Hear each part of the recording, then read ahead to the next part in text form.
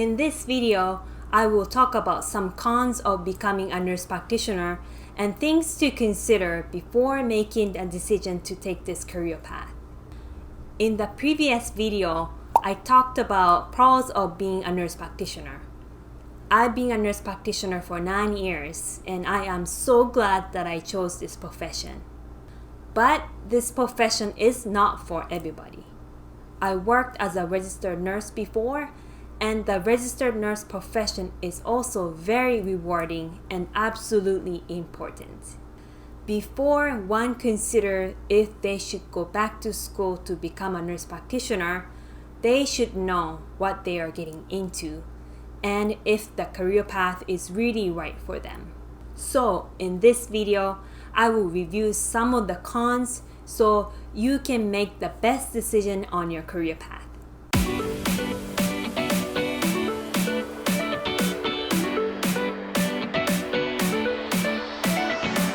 If you haven't watched the previous video on pros of being a nurse practitioner, make sure to watch that also. Hi, I'm Miki Miura. I'm a family nurse practitioner based in Hawaii. I'm the founder and the CEO of JNP Project, a nursing education project in the US and in Japan. In this channel, I upload YouTube videos on nurse practitioners, building our nursing career, and being successful at universities in the United States, so make sure to subscribe to my channel. Alright, let's get into today's topic. Con number 1, more responsibilities. As I mentioned in the previous video, when you become a nurse practitioner, you will have more responsibilities in decision making in the healthcare team. While this can be a pro, but also a con of being a nurse practitioner.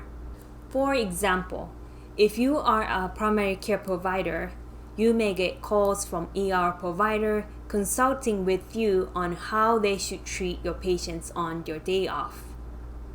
You may also get calls from your patients on weekends or at night. If you are a registered nurse, you probably don't get these calls from patients or other healthcare professionals when you're not working.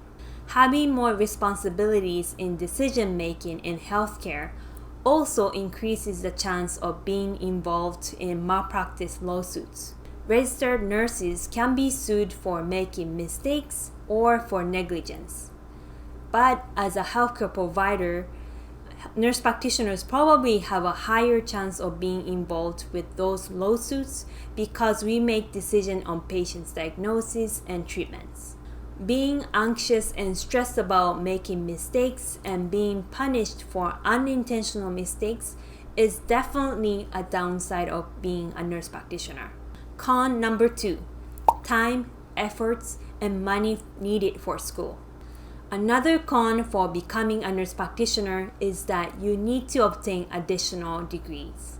In 2018, the National Organization of Nurse Practitioner Faculties issued a statement to move all entry-level nurse practitioner education to the DNP degree by 2025.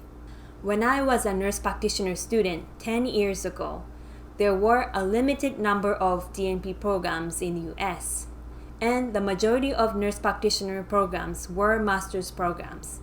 My entry-level nurse practitioner program was also a master program, and it was a 2-year program. I did go back to school and obtain a DNP program later on, but it was optional. But time went by, and now many nurse practitioner programs are DNP programs. If you are planning on becoming a nurse practitioner after 2025, you likely need to obtain a DNP degree, which usually takes 3 to 4 years. DNP programs were not easy to graduate from, since you need to learn so many new skills and knowledge as a healthcare provider, even if you are a well-experienced nurse. Finishing papers and assignments on time and getting good grades are harder if you have other obligations such as work or parenting. On top of time and efforts, nurse practitioner programs require a lot of money for tuition. As an example, let's take a look at tuition needed for a DNP program at University of Hawaii at Manoa, which is located in Honolulu, Hawaii. I just picked out this school because Honolulu is where I live, so I can relate it to this better.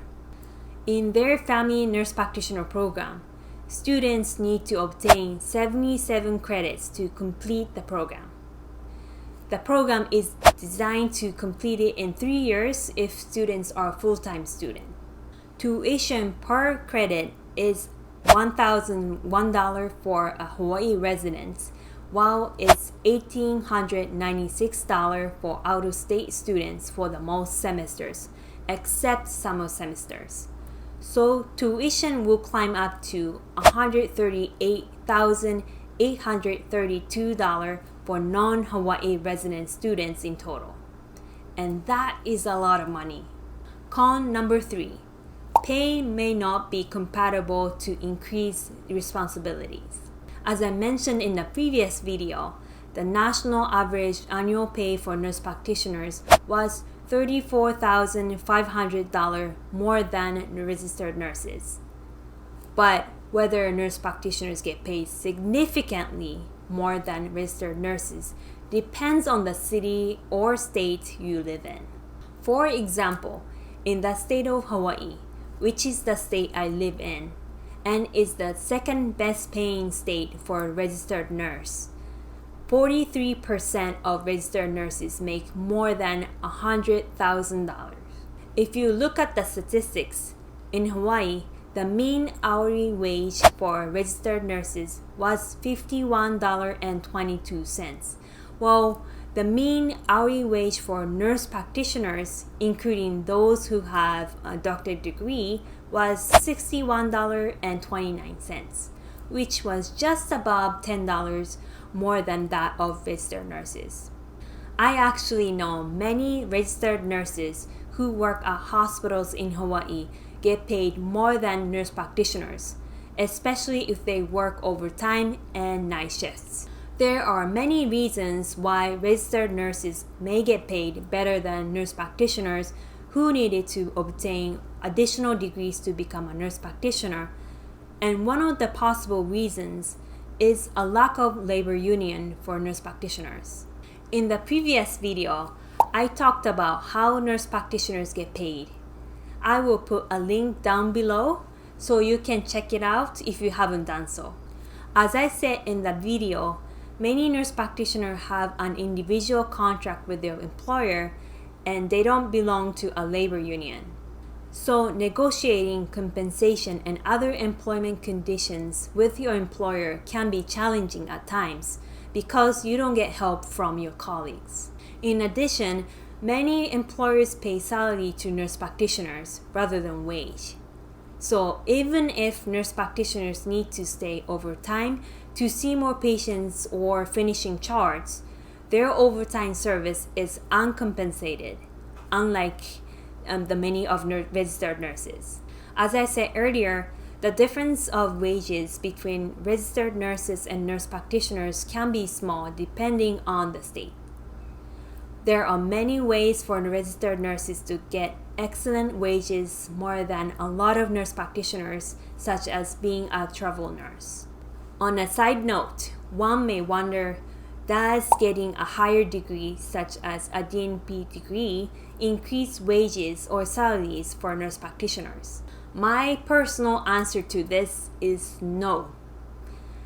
I haven't received any increase in wage or salary since I got my DNP degree, and I haven't seen any posted position that says you get paid extra if you have a DNP degree. One of exception to that is if you work in an educational institutions like universities. Many universities require one to have a doctorate degree to become a professor. And if you become a professor, you get paid better than a lecturer. So if you're thinking of becoming a nurse practitioner solely to make more money, you should think if paying the expensive tuition for an NP school is worth it on top of extra effort and time to finish the school. Final thoughts. Is becoming a nurse practitioner worth it? Well, it depends. I love being a nurse practitioner and I am satisfied with my profession. I think pros of being a nurse practitioner, particularly to have a strong rapport with patients and taking a leadership role in a healthcare team, really gives me a sense of fulfillment, and that overcomes the cons of being a nurse practitioner.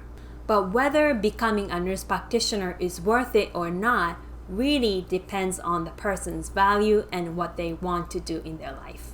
I hear that many nurses feel pressured to go back to grad school to get an additional degree after working for several years, but we do need registered nurses, and registered nurses' jobs are great also.